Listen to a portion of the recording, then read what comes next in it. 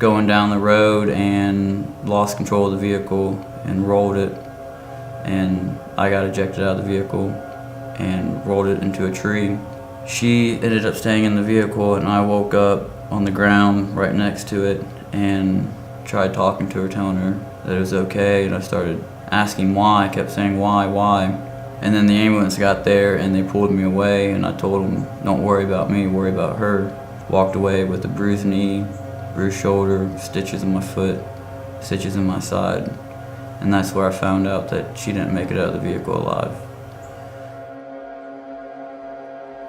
Growing up, my parents were alcoholics, so I ended up trying to find a way to escape everything, and I started smoking marijuana with friends when I was 13. That ended up leading into alcohol, which I would steal from my parents to be this guy that had everything. I wanted more friends. I would try to have everything that they would want, and then that very slowly turned into me. About 15 years old, I ended up selling marijuana so I can have all these friends. Slowly but surely, those friends would fade away. They were getting into prescription pills. So I would eventually find a way to get my hands on prescription pills, and that's when I started meeting these people that I would have never thought I would meet. At this time, I was actually losing all the friends that I really needed and getting these friends that just cared about their fix. They just wanted their drug, so they would just use me. That slowly turned into selling heroin. That's when I went downhill. One day I was selling prescription pills to a friend, and he ended up bringing Jennifer along, and right when I saw her, I knew that she was the one. She had big, beautiful brown eyes. She was this caring girl that just loved life. We ended up getting married. We used prescription pills the whole time we were together, coke and meth all the time.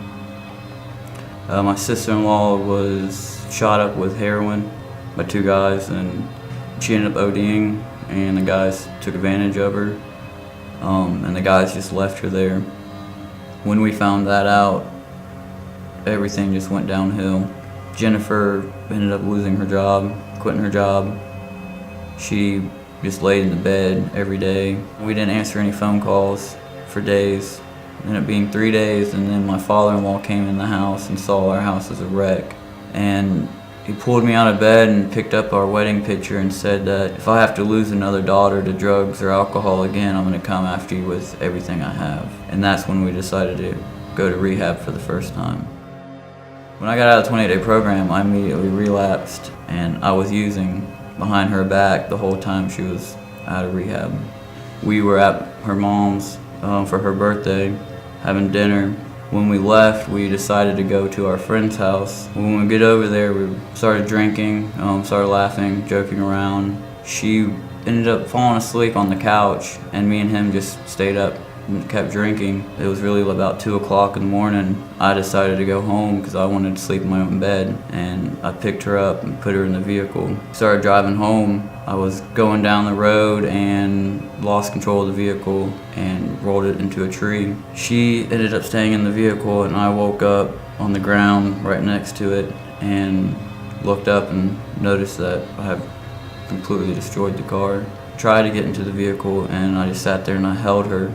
Tried talking to her, telling her that it was okay, and I started asking why. I kept saying why, and then the ambulance got there and they pulled me away, and I told them, don't worry about me, worry about her. They still made me get into the ambulance and go to the hospital, which I was only there for 7 hours, and that's where I found out that she didn't make it out of the vehicle alive. Then I didn't do anything but lay in my bed for about 3 days straight. Thought everything was done, my life was over. I lost my best friend, the one that I loved the most. What brought me to No Longer Bound was at the funeral something hit me, and I knew that I needed to get help, either if I was going to go to jail or not. Like, I needed to do this for her. Didn't want her death to be in vain. She actually mentioned No Longer Bound the first time I went to rehab, and that's when No Longer Bound came to my mind, that's where I needed to go. The regeneration program, I decided to stay on for an extra 10 months to give back to the program, because I realized how much it's done for me, and if I can get it, somebody else can too. So I stayed on. About 3 months after I stayed, I ended up facing court.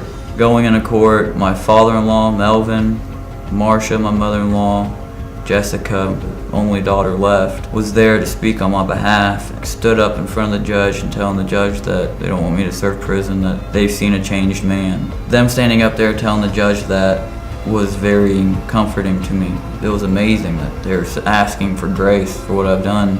They ended up giving me 10 years felony probation and 1,500 hours of community service, which the community service is for me to go and tell my story, that my story will actually help someone else before they start drinking and driving, that they'll be able to think before they act.